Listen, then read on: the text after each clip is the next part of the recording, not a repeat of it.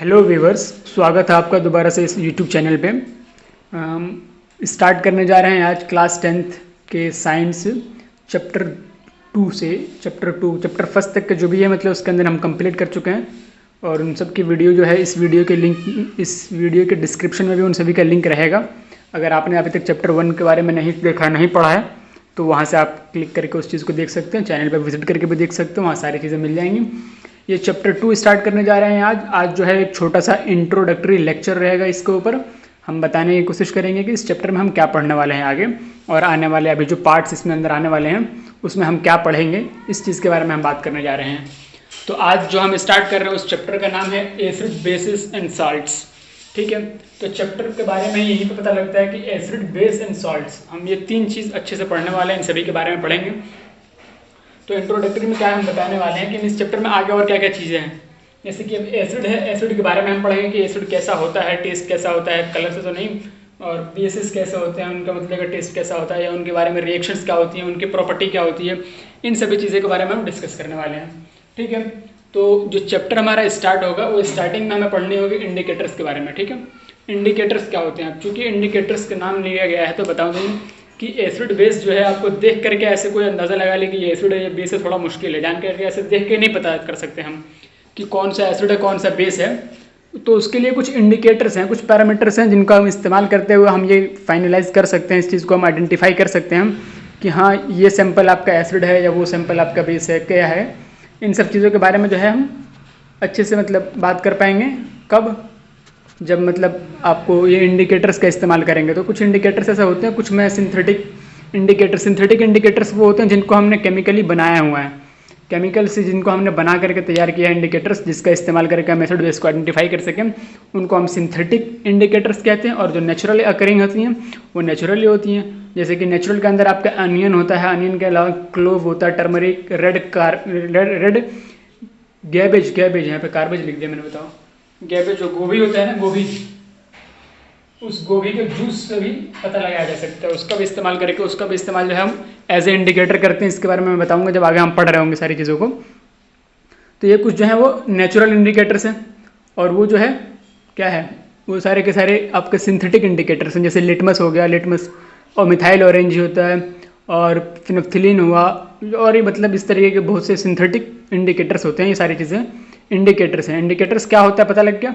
Indicators यानी those substance or those compound which helps to identify the sample whether it is acid or whether or it is a base, जो help करते हैं हमको identify करने में, उनको हम इंडिकेटर्स कहते हैं। इसके अलावा जो हम पढ़ेंगे इस चैप्टर के अंदर वही पढ़ेंगे जैसे जनरल कैरेक्टरिस्टिक्स या प्रॉपर्टी क्या होती है एसिड बेस की, एसिड और बेसिस की क्या जनरल प्रॉपर्टी होती है। तो जैसे कि यहाँ पे लिखा है, जैसे खट्टा होता है, सारे एसिड जितने भी होते हैं, या फिर जो acidic containing compounds, substance, items जो भी होते हैं, दही हो गया आपका, या खट्टा आपका ऑरेंज हुआ, कुछ इस तरीके से अगर उसके अंदर खटास है तो इसका मतलब है कि उसके अंदर एसिडिक नेचर है। ठीक है, और क्या होता है एसिड की एक बड़ी प्रॉपर्टी क्या होती है, इवन डेफिनेशन के अंदर भी हम इस चीज़ को लिखेंगे कि एसिड क्या है। तो acid are those compounds which release H+ ion on dissolving into water are called as acid. तो एसिड वही होगा जो वाटर के अंदर डिजॉल्व होने के बाद H+ यानी हाइड्रोजन जो है वो रिलीज कर दे, उसको हम एसिड कहते हैं। तो इस तरह की कुछ प्रॉपर्टीज़ होती हैं। इनका रिएक्शन मेटल के साथ कैसा होता है, मेटल ऑक्साइड के साथ कैसा होता है, नॉन मेटल के साथ कैसा रिएक्शन होता है, इन सभी चीज़ों को देखेंगे। ऐसे ही हम बेस के बारे में भी देखेंगे। बेस जो होता है वो बाइटर टेस्ट होते हैं, कड़वा लगते हैं वो मतलब टेस्ट में। उनको वाटर में अगर आप डालिए तो OH- जो है वो रिलीज़ करते हैं। ये भी बहुत से रिएक्शन शो करते हैं मेटल, नॉन मेटल और मेटल ऑक्साइड के साथ। तो इन सभी को हम सेपरेटली सभी चीज़ें देखेंगे कि एसिड का रिएक्शन मेटल के साथ है तो क्या प्रोडक्ट मिल सकते हैं, बेस के साथ है तो क्या प्रोडक्ट मिल सकता है, ये सारी चीज़ें। अब ये हमने देख लिया एसिड और बेस इंडिकेटर्स देख लिया। अब जो इसका जो अगला टॉपिक जो है वो सॉल्ट है। सॉल्ट्स के बारे में जैसे कि यहाँ पर है, जनरली जो मेटल्स होते हैं जब वो मेटल ऑक्साइड के साथ रिएक्ट करते हैं ना तो सॉल्ट बनता है। ठीक, और वो जो सॉल्ट्स होते हैं जैसे कि थोड़ा सा कंपाउंड्स, वो सॉल्ट्स होते हैं जैसे कि आपका ब्लीचिंग पाउडर होता है, बेकिंग सोडा होता है, वॉशिंग सोडा होता है, प्लास्टर ऑफ पेरिस होता है, जो बहुत से मतलब कि अभी आगे जो कंपाउंड्स होंगे इन सब के बारे में हमको डिटेल्स में पढ़ना पड़ेगा। ब्लीचिंग पाउडर क्या है, बेकिंग सोडा क्या है, वॉशिंग सोडा क्या है, इन सभी के डिटेल्स में पढ़ते हुए इन सब के यूजेस पढ़ने पड़ेंगे, इन सब के फॉर्मूला याद करना पड़ेगा। तो ये सारी चीज़ें मतलब कि रहेंगी आगे जिसको हम डिस्कस करेंगे। उसके बाद जो हमारा अगला जो पढ़ने लायक रहेगा इस चैप्टर से वो ये है कि पीएच होता क्या है, पीएच के रेंज क्या होते हैं कुछ डिफरेंट आइटम्स के लिए। और पीएच बेसिकली आपको एक बताता है जो वैल्यू होती है पीएच, जो concentration of H plus ion के बारे में बताता है और कंसंट्रेशन ऑफ OH माइनस के बारे में बताता है।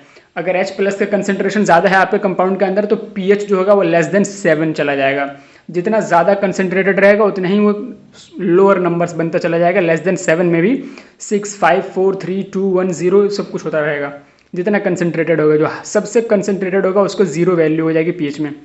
तो इस तरीके से, और बेस के सीधा इसका उल्टा हो जाएगा, 7 से ऊपर चला जाएगा, 7 से ग्रेटर होने लग जाएंगे वो। तो हम इन सब चीज़ों को पढ़ने वाले हैं, पीएच रेंज के बारे में पढ़ेंगे। और ये बहुत सी चीज़ें रहेंगी, जो बहुत से फिनोमेना जो शो हो रहा होगा इन एसिड बेस के द्वारा, या एसिड बेस के जो और ये बहुत से रिएक्शंस हैं जिनको मैंने अभी बोर्ड पर नहीं लिखा है, लेकिन उन सबको भी हम बहुत अच्छे से डिस्कस करेंगे एक चीज़ के अंदर। तो ये कुछ इंट्रोडक्टरी था आपके इस चैप्टर के बारे में। उम्मीद करता हूँ कि समझ में आया होगा कि इस चैप्टर के अंदर हम क्या पढ़ने वाले हैं और ये क्या बताना चाहता है, या ये पढ़ने के बाद हम क्या क्या हम समझने लायक हो जाएंगे। ये पढ़ने के बाद जाहिर है कि आप एसिड समझ जाएंगे, एसिड को पहचानना कैसे ये समझ जाएंगे, एसिड की प्रॉपर्टी क्या होती है ये समझ जाएंगे, बेस क्या होता है, बेस की प्रॉपर्टी क्या होती है, ये सारी चीज़ें हो जाएंगी। 2 चीज़ ये हो जाएगी। फिर तीसरी चीज़ें इसके अंदर कुछ जो इसके कंपाउंड जो बनाता है एसिड और बेस, इवन हम इसके बारे में पढ़ेंगे कि एसिड बेस खुद को रिएक्ट करके कैसे न्यूट्रलाइज करते हैं। जैसे हमारे पेट के अंदर एसिडिटी हो जाती है तो हम क्या करते हैं, इनो वगैरह ले लेते हैं। वो इनो वगैरह भी कुछ नहीं होता, वो जनरली बेस होते हैं।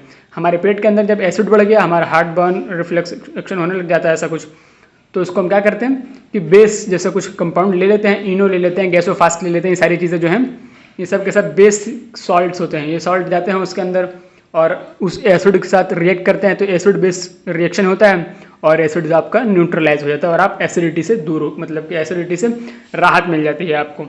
तो वह भी हम पढ़ेंगे कि एसिड बेस कैसे एक दूसरे को न्यूट्रलाइज कर रहे हैं, न्यूट्रलाइजेशन रिएक्शन जो रहेगा वो सारी चीज़ें ही पढ़ेंगे। और जो कुछ कंपाउंड जैसे बेकिंग सोडा, वॉशिंग सोडा मैंने बताया, तो इन सभी कंपाउंड्स, इनके यूजेस, इनके फॉर्मूले को पढ़ेंगे। चौथी चीज़ हो गई। 5वीं पीएच के बारे में पढ़ेंगे, पीएच रेंज के बारे में पढ़ेंगे। 6ठी चीज़ और भी कुछ जो डिफरेंट फिनोमेना जो हो रहे होंगे उन सब के बारे में डिस्कस करेंगे। तो यहाँ तक देखने के लिए धन्यवाद। अगर आपने चैनल सब्सक्राइब नहीं किया हो तो चैनल को सब्सक्राइब कर लें, अपने दोस्तों अपने क्लासमेट्स के साथ शेयर करें इस वीडियो को, और ज़्यादा से ज़्यादा मतलब शेयर करें जिस तक ये पहुँच सके। सभी को ज़रूरत है भाई, जितने भी 10th क्लास के अंदर बच्चे हैं, 10th class science CBSE board हो या कोई से भी बोर्ड से हो आप, अगर ये बुक है साल्ट से एसिड बेस साल्ट्स तो सभी में ही लगभग कुछ ना कुछ इससे तो है ही। तो आप उन सब के साथ भी इसको शेयर करिए और चैनल को सब्सक्राइब करिए। कुछ समझ में नहीं आता है तो कमेंट करके पूछिए, उस चीज़ को फिर हम वहीं पे हम कमेंट सेक्शन में ही क्लियर कर देंगे, या फिर अगर कुछ ऐसा टॉपिक रहा तो उसके लिए एक अलग से वीडियो बना के हम उसको एक्सप्लेन करने की कोशिश करेंगे। तो thanks for watching till here, thank you so much.